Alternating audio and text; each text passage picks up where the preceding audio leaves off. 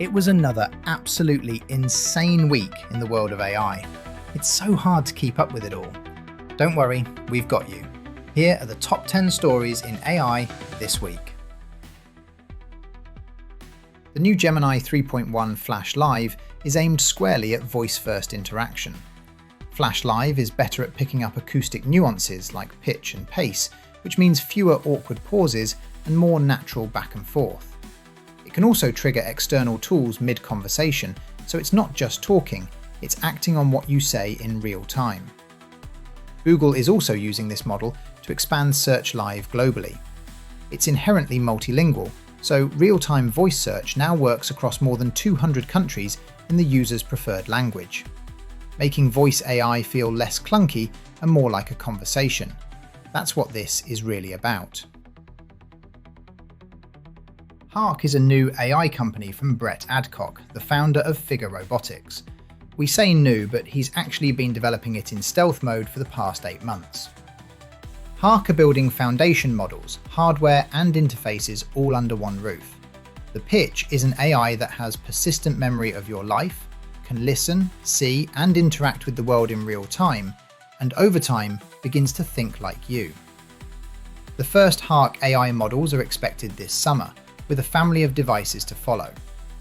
The team includes former AI researchers and designers from Meta, Apple and Tesla. This is going to be one to watch.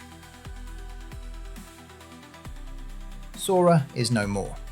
OpenAI hasn't given a detailed reason, but Sam Altman told employees that ending Sora frees up resources for next-generation models. The company is sharpening its focus on enterprise products ahead of a potential IPO later this year. The Disney partnership will also wind down as part of the shutdown. Sora went viral almost instantly, but it also drew serious backlash over deepfakes of public figures, enough to force OpenAI to crack down on generated likenesses after pressure from actors' unions and family estates. It's a remarkable arc, from the most hyped AI demo of its time to discontinued in under a year. Tesla began mass production of Optimus Gen 3 at its Fremont factory back in January, but no robots are doing useful work yet. They're still in the learning and data collection phase. However, progression appears rapid. The Gen 3 hands alone now pack 50 actuators, a 4.5 times increase over Gen 2. The pitch Tesla is making isn't subtle. A general-purpose humanoid robot that can do useful work at scale would fundamentally change the economics of labour and manufacturing. That's the vision, and the aggressive hiring push suggests they're serious about the timeline. The latest Suno 5.5 update builds on version 5's vocal engine, with deeper expressiveness, more dynamic range, more nuance in delivery, and tighter control over how the output sounds. Suno is calling it the most personal version of the platform yet, designed to make generated music feel less generic and more like something you'd actually claim. This comes as Suno crosses 2 million paid subscribers and $300 million in annual revenue. AI music tools have been getting better at sounding professional, and Suno 5.5 is trying something harder, sounding like you. Tribe V2 was just released from Meta. Tribe stands for Trimodal Brain Encoder, and it processes images, audio, and text through a 3-stage pipeline that maps predictions across roughly 70,000 brain voxels, up from around 1,000 in version 1. It can make predictions for entirely new subjects, languages, and tasks without any additional training. This is a dramatic improvement over the original Tribe, and, according to Meta, often produces cleaner signals than actual fMRI scans.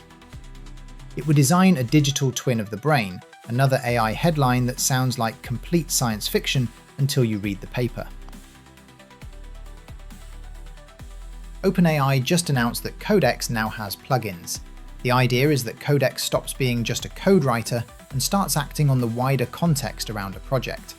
It can pull in Figma designs to generate matching front-end code, read Notion pages for specs, and post updates to Slack, all within the same coding session.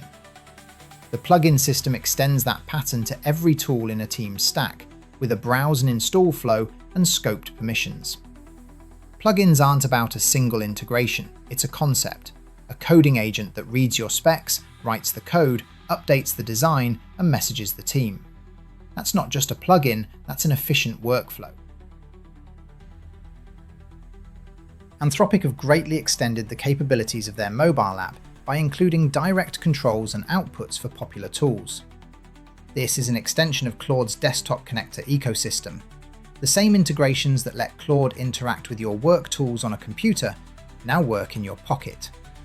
You can review a Figma file on the train, check analytics over lunch, or build a quick Canva deck from wherever you happen to be.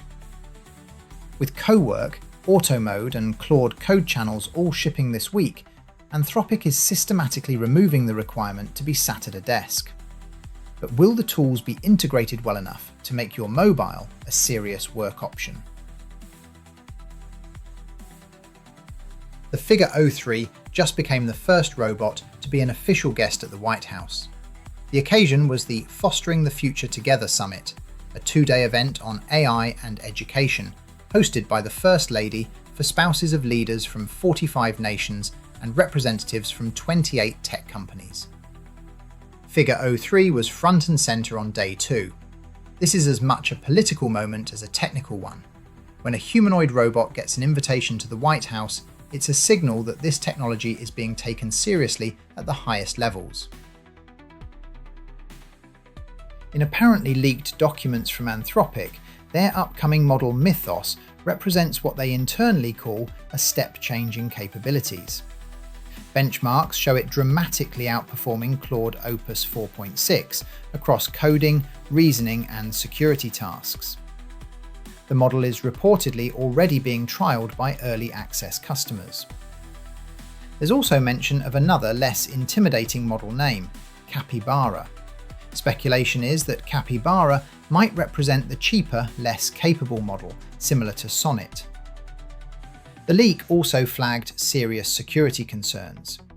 Internal assessments warn that Mythos could rapidly find and exploit software vulnerabilities at a scale that would accelerate the cyber arms race. The irony of an accidental leak revealing a model that your team says poses an unprecedented cyber risk was not lost on people. So is Mythos going to be the model that shocks the world, or is this just some great marketing before an IPO later in the year?